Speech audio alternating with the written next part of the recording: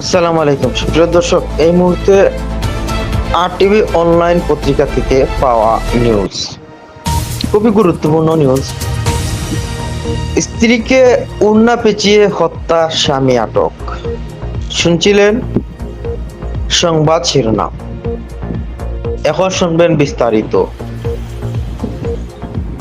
26 September 2024 নারায়ণগঞ্জের সিন্দরগঞ্জে নূপুর আক্তার 26 নামের এক গৃহবধূকে গলায় ওড়না পেঁচিয়ে হত্যা করা হয়েছে। এই ঘটনায় স্বামী মোহাম্মদ রবিউল ইসলাম বাবুকে আটক করেছে পুলিশ। বুধবার 25 সেপ্টেম্বর বিকেলে নাসিক 2 নং ওয়ার্ডের মিজি চৌধুরীপাড়া এলাকায় এই ঘটনাটি ঘটে।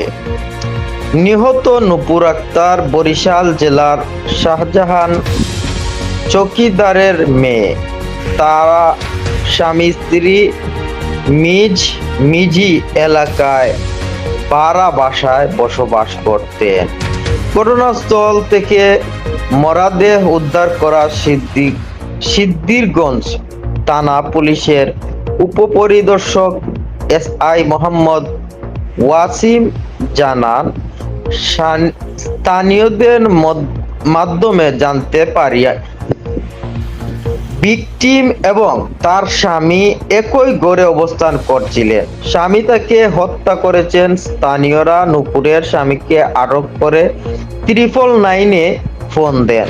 খবর পেয়ে ঘটনাস্থলে উপস্থিত হয়ে আমরা মরদেহ উদ্ধার করি এবং স্বামী রবিউল ইসলাম বাবুকে আটক করে থানায় নিয়ে আসি। সিদ্ধিরগঞ্জ থানার ভারপ্রাপ্ত কর্মকর্তা ওসি আল মামুন বিষয়টি নিশ্চিত করে বলেন, নিহত স্ত্রী স্বামীকে আটক করা হয়েছে। ময়নাতদন্তের পর মৃত্যুর কারণ জানা যাবে বলে জানিয়েছেন আলম মামুন। বিষয়টি